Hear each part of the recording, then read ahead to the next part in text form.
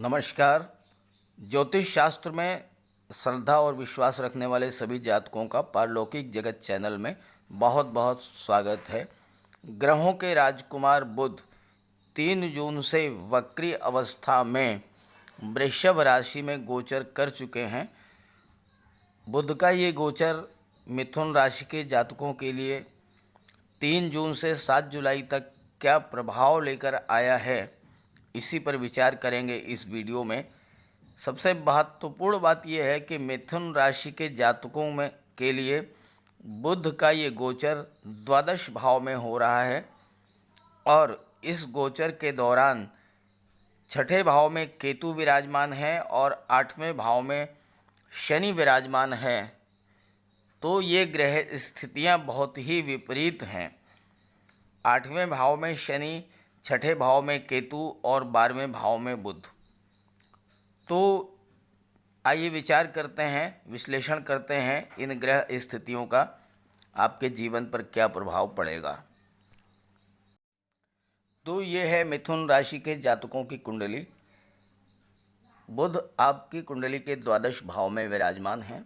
हालांकि सूर्य भी वहाँ पर उपस्थित हैं, लेकिन सूर्य 15 जून के बाद आपके लग्न भाव में प्रवेश कर जाएंगे। तो 3 जून से 7 जुलाई तक द्वादश भाव में बुध और राहु दोनों ही ग्रह विराजमान रहेंगे। कुंडली का द्वादश भाव व्यय भाव का होता है, खर्चों का होता है, छोटी मोटी यात्राओं का होता है और सबसे बड़ी बात द्वादश भाव जो है वो राजदंड और कारागार का भी होता है। तो सबसे बड़ी बात यह है कि आपको 3 जुलाई से 7 जुलाई 3 जून से 7 जुलाई तक, जब तक कि बुध और राहु आपकी कुंडली के द्वादश भाव में गोचर कर रहे हैं, तब तक आपको किसी भी अनैतिक कार्य से बचना है। कोई भी गलत कार्य नहीं करना है, अन्यथा राजदंड और कारागार का भय है। हालांकि 12th हाउस के स्वामी देवगुरु बृहस्पति हैं और देवगुरु बृहस्पति आपके भाग्य भाव में विराजमान हैं। इसलिए अगर आप अच्छे कार्य करते हैं, सही तरीके से अपने कार्य को संपादित करते हैं, तो बुध चूंकि अपने मित्र की राशि में गोचर कर रहे हैं, इसलिए भाग्य आपका पूरा साथ देगा और भाग्य के सपोर्ट से आपको सफलता मिलेगी। आपके ज्ञान में वृद्धि होगी, आपके अंदर नेतृत्व क्षमता का विकास होगा, धन की कोई कमी नहीं होगी, लेकिन धन का खर्च अधिक होगा। हालांकि ये व्यय अच्छे कार्यों पर होगा, इसलिए आपको कोई परेशान होने की बात नहीं है। आप अपनी अंतः प्रेरणा से, आप अपनी इंट्यूशन से सफलता अर्जित करेंगे। चूँकि राहु भी विराजमान है और राहु उच्च की स्थिति में है, तो आपके अंदर एक ऐसी क्षमता डेवलप होगी जिसे इंट्यूशन पावर कहते हैं। आप आने वाली घटनाओं को पहले से ही अनुमान लगा लेंगे, आपको पूर्वाभास हो जाएगा और आप आने वाले संकट से बच जाएंगे। लेकिन आप अपने शत्रु खुद ही पैदा करेंगे, क्योंकि बुध और केतु का दृष्टि संबंध बन रहा है। बुध की सप्तम दृष्टि रोग भाव पर, शत्रु भाव पर पड़ रही है और केतु की सप्तम दृष्टि जो है वो द्वादश भाव पर पड़ रही है। तो शत्रु अधिक बनेंगे, लेकिन शत्रु आप अपने खुद पैदा करेंगे, क्योंकि द्वितीय भाव में मंगल विराजमान है। द्वितीय भाव वाणी का भाव होता है। आपकी वाणी में उग्रता रहेगी, आपकी वाणी में कठोरता आएगी और उसका परिणाम यह होगा कि आपके शत्रुओं की संख्या में वृद्धि होगी। इसलिए आपको वाणी पर संयम रखना होगा, अन्यथा तरह तरह की मानसिक चिंताएं आपको घेर करके बैठ जाएंगी। हालांकि देवगुरु बृहस्पति की शुभ दृष्टि आपके लग्न भाव पर पड़ रही है, इसलिए आप अपने ज्ञान, अपनी बुद्धि, अपने विवेक से अपने परेशानियों और चिंताओं से मुक्ति पा लेंगे। फिर भी वाणी पर संयम बहुत ज़रूरी है। ध्यान रखना है आपको 3 जून से 7 जुलाई के दौरान बहुत ही सावधानी से बोलने में आपको माप तौल करके बोलना है, उतना ही बोलना है जितना ज़रूरी है। द्वादश भाव यात्राओं का भी कारक होता है। छोटी मोटी यात्राएं करनी पड़ सकती हैं, लेकिन सावधानी बरतनी होगी यात्रा के दौरान, क्योंकि केतु का दृष्टि संबंध जो है वो द्वादश भाव से बन रहा है। हालांकि राहु भी विराजमान है, लेकिन राहु उच्च की स्थिति में है, इसलिए आपको शुभ फल प्रदान करेंगे।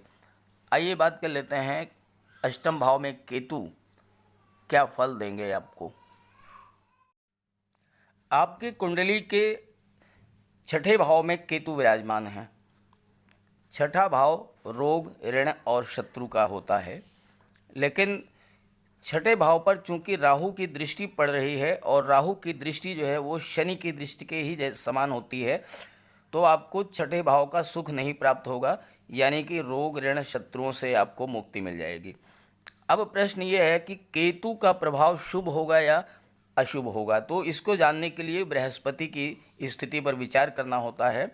चूँकि देवगुरु बृहस्पति आपके भाग्य भाव में हैं, शुभ स्थिति में हैं और 20 जून के बाद वक्री अवस्था में आ जाएंगे तो और भी शुभ फल देंगे। इसलिए आपको षष्ठम भाव में विराजमान केतु का शुभ फल ही प्राप्त होगा। आपको अपने पिता का सहयोग मिलेगा। आपके पिता के साथ आपके संबंध बहुत ही अच्छे रहेंगे और जैसा मैंने बताया कि आपकी इंट्यूशन बहुत स्ट्रांग रहेगी।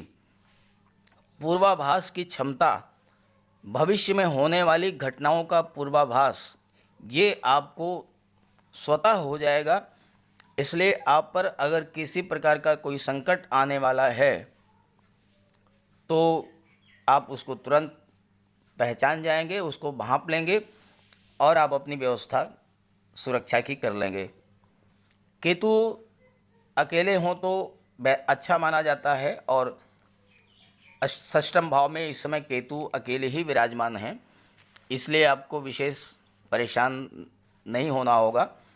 फिर भी केतु के उपाय करने के लिए आपको बृहस्पति को मजबूत करना होगा, देवगुरु बृहस्पति को स्ट्रॉन्ग करना होगा। तो आप माथे पर केसर का तिलक लगाएं, पानी में हल्दी मिलाकर के स्नान करें और अगर हो सके तो सोने की चेन या अंगूठी जो है धारण करें, तो इससे आपको लाभ होगा। छठे भाव के केतु आपको वाहन की सुविधा भी उपलब्ध करा सकते हैं और छोटे मोटे रोग आपका कुछ नहीं बिगाड़ पाएंगे, क्योंकि बहुत ही फास्ट रिकवरी होती है जहाँ पर केतु विराजमान होते हैं और आपका इम्यून सिस्टम भी स्ट्रांग रहेगा। सबसे बड़ी बात ये होती है कि षष्ठम भाव का केतु जो है वो रंक से राजा बनाने में सक्षम होते हैं। जैसा कि मैंने अभी आपको बताया कि द्वादश भाव में बुध विराजमान हैं, तो आपको धन की कहीं कोई कमी नहीं होगी, तिजोरी आपकी पूरी तरह से भरी रहेगी। आइए अब बात कर लेते हैं अष्टम भाव में शनि की। अब आइए बात कर लेते हैं शनिदेव की। शनिदेव आपकी कुंडली के अष्टम भाव में विराजमान हैं और वक्री अवस्था में हैं, इसलिए बहुत ही बलवान स्थिति में है। तो सवाल ये पैदा होता है कि अष्टम घर जो कि मौत का घर है, जो कि सांघातिक बीमारी का घर है, जो कि गुप्त रोगों का घर है, तो क्या शनि जो है अशुभ फल देंगे या शुभ फल देंगे? तो मैं आपको बता दूं कि शनि अगर अष्टम भाव में अकेले विराजमान हैं तो बहुत ही शुभ फल प्रदान करने वाले होते हैं। अष्टम भाव में शनि इस समय मिथुन राशि की जातकों के लिए अकेले ही विराजमान हैं, इसलिए बहुत ही शुभ फल देंगे। अब शनि का प्रभाव देखने के लिए केतु की स्थिति पर विचार करना होता है। तो ज्योतिष शास्त्र का सिद्धांत है कि अगर केतु 1 से 7, 6 घर में विराजमान हैं, पहले, दूसरे, तीसरे, चौथे, पाँचवें और छठे घर में विराजमान हैं केतु, तो सकारात्मक परिणाम देते हैं। और मिथुन राशि के जातकों की कुंडली के छठे भाव में केतु विराजमान हैं और अष्टम भाव में शनि विराजमान हैं, तो दोनों मिल करके बहुत ही अच्छा फल आपको प्रदान करेंगे। लेकिन जैसा मैंने बताया, आपको अनैतिक कार्यों से बचना होगा, अन्यथा शनि दंड भी देते हैं। अगर आप सात्विक विचारधारा के हैं, अगर आप किसी से द्वेष नहीं रखते हैं, किसी का नुकसान नहीं करते हैं, तो अगर कोई आपका नुकसान करेगा तो आपको कुछ नहीं करना है, शनि खुद ही उसका बदला ले लेते हैं। विपरीत परिस्थितियों में शनि आपको सपोर्ट करेंगे। साथ ही साथ सबसे बड़ी बात यह है कि शनि आपके आयु में वृद्धि करेंगे। किसी भी हालत में अप्रत्याशित मृत्यु नहीं होगी। हालांकि शनि जीवन को बांध देते हैं, इसलिए ग्रोथ थोड़ी स्लो होगी, लेकिन रिजल्ट पॉजिटिव आएगा। शनिदेव की थर्ड दृष्टि जो है वो आपके कर्म भाव पर पड़ रही है, और इसका प्रभाव ये होगा कि मेहनत ज़्यादा करनी पड़ेगी। करियर में ग्रोथ धीरे धीरे होगी, लेकिन ग्रोथ होगी और बहुत अच्छी ग्रोथ होगी। सप्तम दृष्टि की बात करें तो शनिदेव की सप्तम दृष्टि देखिए 1 2 3 4 5 6 7 आपके धन भाव पर पड़ रही है, और धन भाव पर मंगल विराजमान है, और मंगल जो है वो नीच की स्थिति में है। इसलिए आपको धन संचय में थोड़ी समस्या आएगी। हालांकि धन आपको पर्याप्त मात्रा में प्राप्त होगा, जैसा मैंने शुरू में बताया था, लेकिन खर्च भी होगा, इसलिए धन संचय में समस्या होगी। और दशम दृष्टि जो है आपके संतान और शिक्षा भाव पर पड़ रही है, और संतान और शिक्षा भाव का विचार जो है पंचम भाव से किया जाता है, तो संतान और शिक्षा के लिए भी स्थितियां बेहतर हैं। उसके बारे में अभी विचार करते हैं आगे चल करके, अन्य ग्रहों की स्थितियों को देख करके।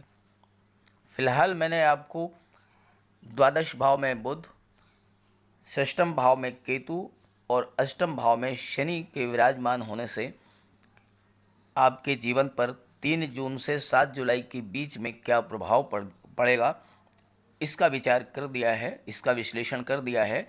अब बात करेंगे समग्र विश्लेषण की, यानी अन्य जो ग्रह कुंडली में विराजमान हैं उनका क्या प्रभाव पड़ेगा आपके जीवन पर। कुंडली का अष्टम भाव जमीन से जुड़े हुए पदार्थों का भी है। वो पदार्थ जो कि जमीन के नीचे पाए जाते हैं, उसका संबंध कुंडली के अष्टम भाव से होता है। और कुंडली के अष्टम भाव में शनिदेव विराजमान हैं, वक्री अवस्था में हैं, बहुत ही शुभ फल देने वाले हैं। तो ऐसे में जो लोग लोहा, machinery, chemical products, petrol, diesel, gas, इन सब से जुड़े हुए हैं, इनके व्यापार व्यवसाय या इनका प्रोडक्शन वो बहुत ही लाभ की स्थिति में होंगे। माइंस, मिनरल्स या पुरातत्व या रिसर्च या ज्योतिष से जुड़े हुए लोगों के लिए भी ये गोचर बहुत ही शुभ है।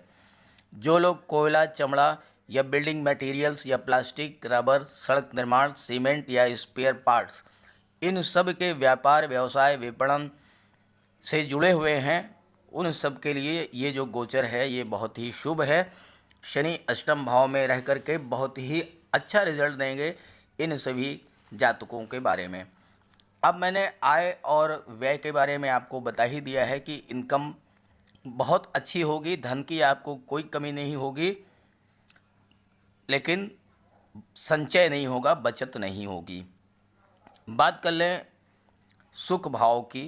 कुंडली का चतुर्थ भाव, यहाँ से सुखों का विचार किया जाता है, और सुख केवल भौतिक ही नहीं, मानसिक और आध्यात्मिक सुख भी होता है।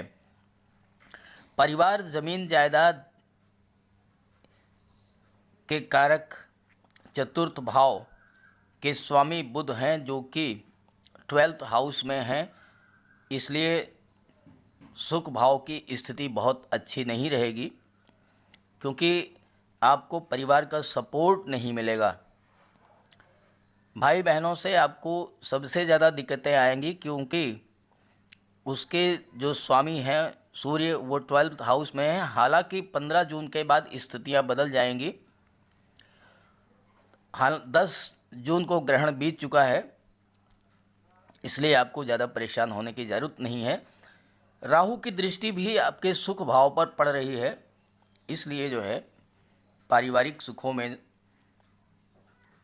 थोड़ी कमी आएगी। पंचम भाव के जो स्वामी हैं वो शुक्र है। पंचम भाव से संतान और शिक्षा का विचार किया जाता है। शुक्र आपके लग्न भाव में है। एक त्रिकोण का स्वामी दूसरे त्रिकोण में विराजमान है, तो ये बहुत ही शुभ स्थिति है। और देवगुरु बृहस्पति की दृष्टि भी संतान भाव पर पड़ रही है, तो ऐसी स्थिति में संतान और शिक्षा के विचार से ये बहुत ही अच्छा समय रहेगा। जो लोग कॉम्पिटिटिव एग्ज़ाम्स की तैयारी कर रहे हैं उनको सफलता मिलेगी। जो लोग IT sectors, commerce, management, medical की पढ़ाई कर रहे हैं, नर्सिंग की पढ़ाई कर रहे हैं, पॉलिटेक्निक की पढ़ाई कर रहे हैं, उनको सफलता मिलेगी। जो बच्चे जॉब की तैयारी कर रहे हैं, कंपटीशन दे रहे हैं, उन्हें जॉब मिलने के भी चांसेस हैं। संतान पक्ष से भी आपको शुभ समाचार प्राप्त होंगे। आपके संतान को नौकरी मिल सकती है या आपके संतान जो है वो अर्निंग मेंबर बन सकती है। जहाँ तक कर्म भाव की बात करें तो शनि देव की दृष्टि जो है आपके कर्म भाव पर पड़ रही है, इसलिए जैसा कि मैंने शुरू में बताया आपको कि आपको परिश्रम ज़्यादा करना पड़ेगा। कुल मिलाकर के स्थितियाँ बहुत ही अच्छी हैं। सिर्फ आपको ध्यान रखना है कि पहली सावधानी आपको मंगल की वजह से वाणी पर संयम रखना है और दुर्घटनाओं से बचना है, क्योंकि मंगल की सप्तम दृष्टि जो है वो आपके अष्टम भाव पर पड़ रही है। और मंगल जो है ये दुर्घटनाओं के कारक होते हैं, ये रक्त के कारक होते हैं, सर्जरी के कारक होते हैं। तो इसलिए आपको मंगल का उपाय करना होगा। इसके लिए आप बजरंगबली की उपासना करें, हनुमान चालीसा का पाठ करें, मंदिर में जाकर के बजरंगबली के चरणों का सिंदूर अपने मस्तक पर धारण करें, चांदी की एक छोटी सी चेन आप गले में धारण करें। और सबसे बड़ी बात, केतु षष्ठम भाव में विराजमान है, तो केतु को शुभ बनाने के लिए आपको देवगुरु बृहस्पति को मजबूत करना पड़ेगा। देवगुरु बृहस्पति की कृपा दृष्टि प्राप्त करनी होगी और इसके लिए आपको माथे पर केसर का तिलक लगाएं या आप हल्दी डाल करके जल से स्नान करें। और एक बहुत ही महत्वपूर्ण बात मैं आपको बताने जा रहा हूं कि चूंकि बुध आपकी कुंडली में द्वादश भाव में विराजमान हैं और कुल मिलाकर के अच्छा ही फल दे रहे हैं, अगर आप किसी शुभ कार्य के लिए जा रहे हों, बहुत ध्यान से समझिएगा, अगर आप किसी शुभ कार्य के लिए जा रहे हों, जैसे कि आप नौकरी के लिए इंटरव्यू देने जा रहे हों या परीक्षा में उपस्थित होने जा रहे हों या फिर आप कोई बड़ी बिजनेस डील करने जा रहे हों, तो आप किसी कन्या को उपहार दे करके उसका आशीर्वाद प्राप्त कर लें और फिर आप जाएं, आपको 110% सफलता मिलेगी। तो इस तरह से मैंने इस वीडियो में मिथुन राशि के जातकों के लिए बुध के गोचर का प्रभाव और सावधानियां और उपाय, इन सब पर विस्तृत रूप से चर्चा की है। ये चर्चा, ये विश्लेषण आपको अच्छा लगा हो तो साथियों को भी अपने शेयर कीजिएगा। सभी ग्रहों की शुभ दृष्टि, कृपा दृष्टि आप पर बनी रहे, इसी भावना के साथ आप सभी को बहुत बहुत धन्यवाद। नमस्कार।